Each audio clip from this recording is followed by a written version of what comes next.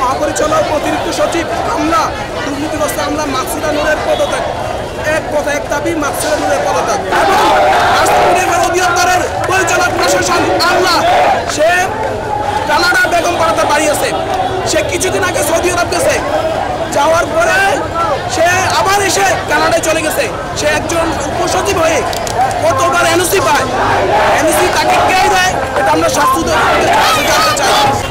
আমরা এখানে জড়ো হয়েছি, আমাদের একটাই দাবি, আমরা আমাদের অধিদপ্তর মহাপরিচালকের দাবি এখানে এসেছি।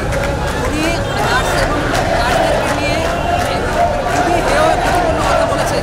তার মধ্যে নার্সরা একটা ছোট চাকরি করে এবং শেখ হাসিনা যে স্বৈরশাসন।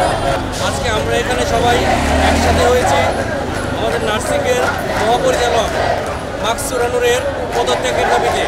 আর এই পদত্যাগ যৌক্তিক, কারণ আমরা স্বৈরাচারী প্রশাসক এবং স্বৈরাচারী শাসক কোনোটাই বাংলাদেশে আজ পর্যন্ত টিকতে পারে নাই এবং টিকতে পারবে না ইনশাল্লাহ। আমরা চাচ্ছি অচিরে স্বৈরাচারী শাসক ওনাকে চাচ্ছি আমাদের নার্সিং যত তাড়াতাড়ি সম্ভব হচ্ছে এখান থেকে পদত্যাগ করবে। পাশাপাশি নার্সিং সেক্টরে একেবারে নিয়োগ নীতি মোতাবেক আমাদের সর্বোচ্চ যে পদগুলো আছে সেই পদে কোনো প্রশাসন কেন আসতে পারবে না, সেই পদগুলোতে আমাদের নার্স থেকে পূরণ করার দাবি জানাচ্ছি। এবং আমাদের ভবিষ্যতে সেবা বিসিএস করার দাবি জানাচ্ছি। এবং আমরা বিসিএস চালু চাচ্ছি। এবং আপনারা হয়তো জানেন না, 2016 নির্বাচনে থাকা সত্ত্বেও আমাদের ওনারা ইচ্ছাকৃতভাবে পদোন্নতি দিচ্ছেন না। এই জন্য পদোন্নতি দিচ্ছেন না। যদি পদোন্নতি দেওয়া হয় আমরা ক্রমান্বয়ে আস্তে আস্তে আমরা উপরের পদগুলোতে পর্যন্ত যেতে পারবো।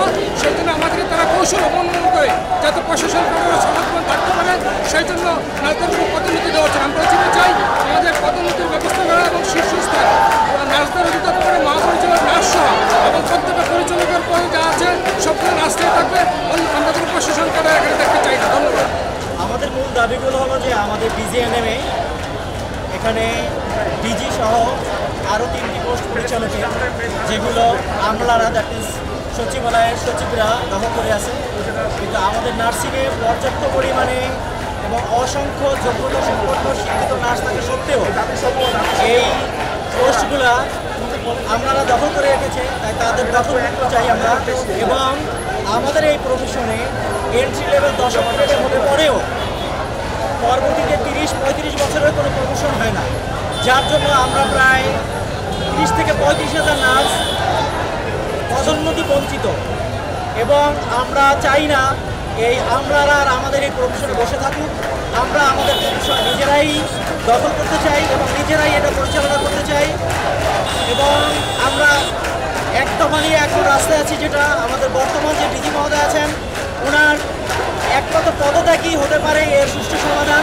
এবং ওখানে নার্সদেরকে পদায়িত করে, যোগ্যতা সম্পন্ন নার্সদেরকে পদায়িত করে এই পদকে ফিল আপ করা হোক এবং নার্সের পদ নার্সরাই চালাবে এবং নার্সদের প্রফেশন নার্সরাই চালাবে। আমাদের এটাই হলো দাবি। 2016 সাল থেকে আমার নার্সিং অধিদপ্তর হওয়ার পরে আমাদের নার্সের চেয়ার আমরাও দখল করে আসছি এবং ওনারা আসার পর থেকে আমাদের বিভিন্ন মন্ত্রী তারপরে যে বিভিন্ন ফাইন্যান্সিয়াল তারা বিভিন্ন করাপশন করছে, এই করাপশন আমরা তাদের বিচার চাই। আমরা সেই এখানে যে অনেক করাপশন হয়েছে, এই করাপশন তদন্ত সাপেক্ষে তাদেরকে আমরা বিচার আওতা আইনের বিচার করা হোক। এবং আমাদের এখানে অধিদপ্তরে বাংলাদেশের নার্সিং কাউন্সিল বিভিন্ন শিক্ষা প্রতিষ্ঠানে আমার অনেক যোগ্য এবং উচ্চশিক্ষিত নার্স আছে, তাদেরকে দীর্ঘদিন যাবৎ পদবঞ্চিত করে রাখা হয়েছে যেন উচ্চ পদে আমরা পদক না করতে পারি এবং আমরা ওই জায়গায় তারা বসে আছে। এবং আমরা চাচ্ছি আমরা টোটাল নার্সিং সেক্টরে আমলা মুক্ত চাই, এই আমাদের প্রাণের দাবি। আমরা সম্পূর্ণভাবে Bangladesh nursing council, Bangladesh DGNM এবং আমাদের প্রফেশনে দেশে বিদেশে মাস্টার ডিগ্রি এবং পিএইচডি ডিগ্রি যোগ্যতা নার্স আছে, তাদেরকে যোগ্য টাকায় পদোন্নতি দেওয়া হোক, এই আমাদের প্রাণের দাবি। ধন্যবাদ। এটুকুতে আমাদের আপনারা জানবেন যে 2016 সালে আমাদের সেবা পরিদপ্তর থেকে নার্সিং পরিচালিত হয়।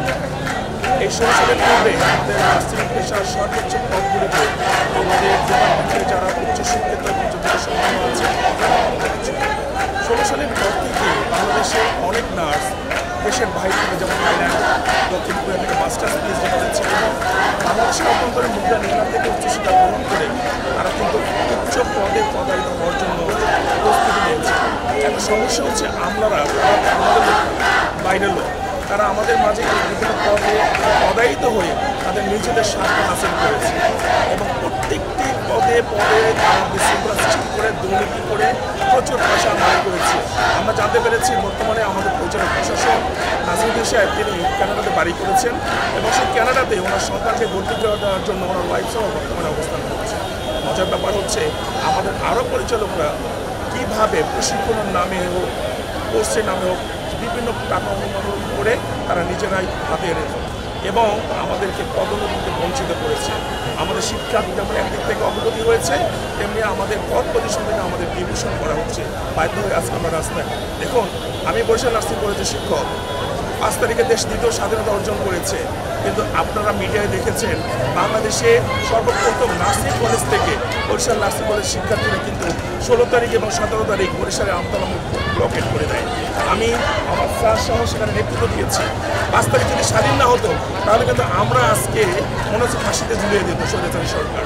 আমাদের কথা হচ্ছে আমরা বর্তমান সরকারকে বিব্রত করতে নয়, আমরা তাদেরকে জানাতে চাচ্ছি যে সরকারের প্রত্যেকটি স্তরে আমলারা যারা স্বৈরাচারী সরকারের সময় সুবিধা ভোগ করে অবস্থান করছে এবং আজকে বাংলাদেশকে বর্তমান সরকারকে একটা অসহযোগিতা বা অস্থিতিশীল পরিবেশের মধ্যে দাবিত করছে।